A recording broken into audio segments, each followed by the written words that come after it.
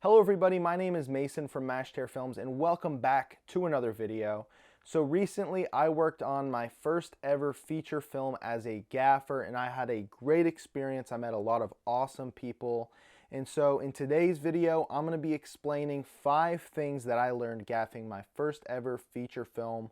Let's get right into it. The first thing I learned is the importance of light motivation. Now, I worked with an awesome DP named Seth, and you can check out his YouTube channel in the description below, and he nailed into my head the importance of light motivation. He wanted me to look at each and every scene and try to get a sense of the environment and where the light would be coming from realistically in real life. We used a lot of practicals such as lamps and torches, and then we used our film lights to fill in for that, because obviously if you have a torch next to a subject, you're not going to get the light you like on your subject, so you fill in with a tube light on a torch setting or a flame setting and you get a good looking result, and it looks super realistic since you have a motivated light source. Often when lighting subjects, we might just turn to 3-point lighting, but getting a sense of the environment and really figuring out where the light truly would come from in that environment will give you a more sense of realism in that shot. I also learned that bright lights are really nice to have on set. Now, I am a cheapo DIY filmmaker and I have a lot of knockoff gear and a lot of cheap gear,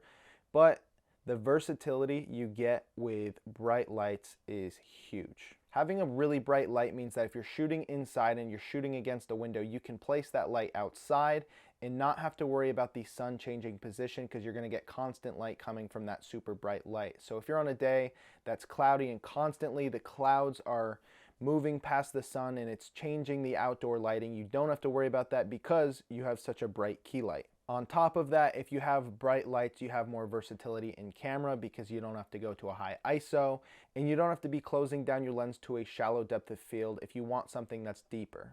Having bright lights just makes your life way easier. Yes, you can get good results with cheap lights, but after working on this project, I did invest in the brightest light I have yet.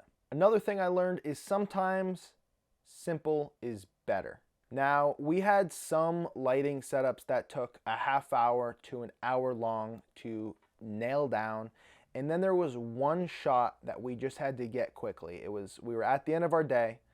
The director wanted us to get to it, and so we had 5 minutes to set up a shot. It was a car exterior, and we set up a light on the back end of the car shining through, hitting the rear view window, and it casted light on the actor right here so you could see their eyes. And then we had a little bit of fill from the other side of the car with a tube light, just blasting a little bit of light to the side of the car, and we got one of the prettiest looking images in the entire film, and we had set it up in 5 minutes on a whim. Now, had we not had the 5-minute restriction, we probably would have had 3 or 4 lights as opposed to 2, and we would have had a much more complicated setup with more fill and flags and all that good stuff. But we had a 5-minute time limit and we chose something super simple and we got really good results for it. So I guess sometimes simple is better. It is okay to have a dark subject if it matches the mood of the scene. I feel the need to light the subjects and have them be one of the brightest things in the image, but this isn't always the thing that you want. I think it's important to look at the emotion and tone of the scene and light accordingly.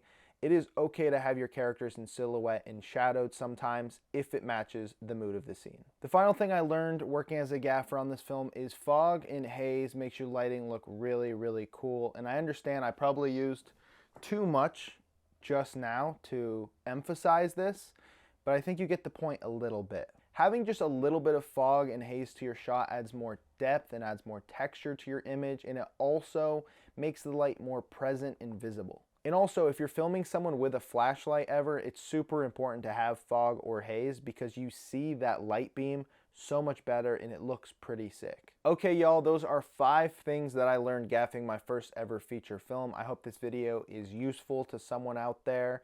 If you have any gaffer or grip tips and tricks, let me know in the comment section below because I'd love to hear what you guys have been learning lately. And with that, I will say peace out. Be sure to leave a like and subscribe if you haven't already. If you love movies and filmmaking, this is the YouTube channel for you. Peace out, guys.